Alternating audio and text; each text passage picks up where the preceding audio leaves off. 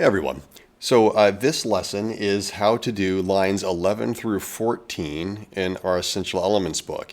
And there's a couple of things that are new here that we have to worry about musically. The good news is that you have learned all of the notes that you need to play everything for the next several pages in the book. That is, as long as you've already watched the videos that I shared on our first notes for your instrument.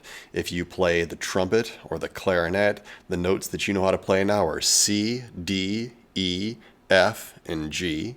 If you play the flute or the trombone or the tuba or a percussion instrument, the notes that you know are B flat, C, D, E flat, and F. Those 5 notes are going to take us a long way. Now, if you have not yet watched the Our First Notes video, what are you doing? Go back and watch that because you really need to watch those videos before you move on. If you haven't watched those videos, you're going to have knowledge gaps that are going to be hard to fill in just going forward through the other lessons. All right, let's take a look at the page. This is a trumpet book that I have in front of me here. And we can see from this yellow box that there's new information that the composers are trying to share with us. Whenever we have a shaded box, it always means that something is new. Now, in this case, for the trumpets, the clarinets, and the flutes and the percussion, one of the new things we have to learn is a treble clef. Now, everything you've read so far in our book has been a treble clef. They just didn't have the clef written down. The clef is sort of like a symbol at the beginning that labels the vertical axis of a graph. So you'll see every piece from here on out will begin with a treble clef. If you play trombone or tuba, then up here in the yellow box, you're learning about a bass clef or an F clef. I've already shown you this in the video about how to name notes, and you've practiced reading notes using the musictheory.net exercises that I gave you. And again, if you haven't watched those videos, go back and watch them because you really do need to know how to figure out the letter names.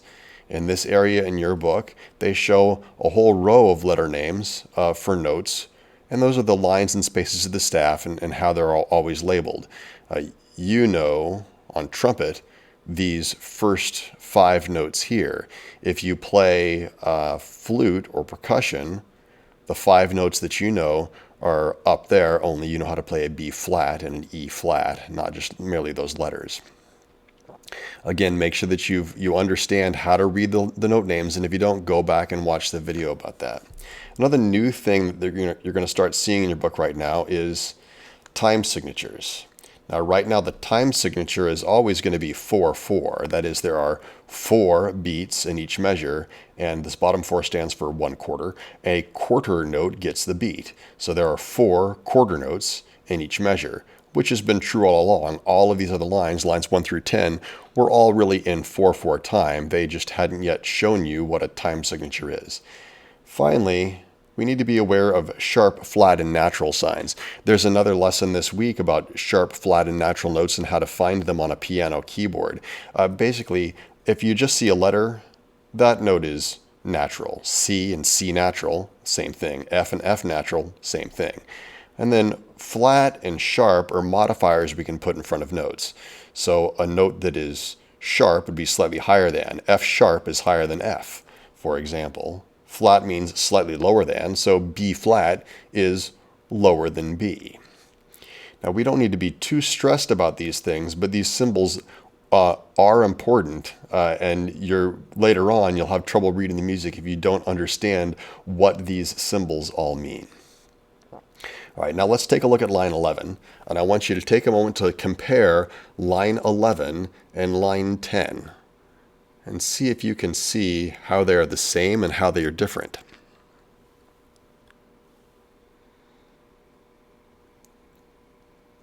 Now, if you said, well, they sound exactly the same, you are correct. Both of them are the exact same music. The difference is in the presentation. So here they've added a treble clef, and they've added a time signature, or they might have added a bass clef if you play a bass clef instrument. And they've taken away the letters that were inside the notes. But remember, a C, this is for the trumpets and clarinets, a C is this note that has a ledger line through it that's below the staff. It's not because it has the letter C, it's because of where it is in the staff. And here, these notes, they're all C's, the same as those. This D is hanging below the staff, so is this one. These G's are on the second line of the staff, just like these. So they've taken away that crutch. What I recommend you do, now that we're going to see more and more songs that don't have the letters in them, is before you play, take the time to name the notes in your head. Don't write them down, just name them in your head, and then you can go back and play them. Now, looking at your book in line 11, if you play trumpet or clarinet, line 11 says C, C, C, C, D, rest, rest, rest, G, G, F, F, E, rest, rest, rest, and repeat. If you play trombone, tuba, or percussion, or flute, B flat, B flat, B flat, B flat, D, rest, rest, rest, G, G, F, F, E flat. Now, we can play that together right now if you'd like, but you've already played it in line 10. Here we go. 1, 2, 1, 2, 3, 4.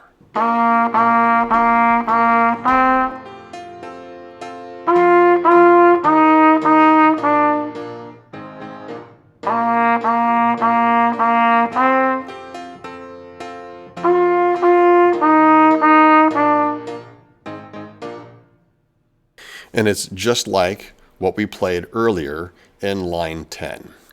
Now, again, the rest of these lines that we're going to play today are all about learning how to read the notes without the crutch of the letters in the middle of them.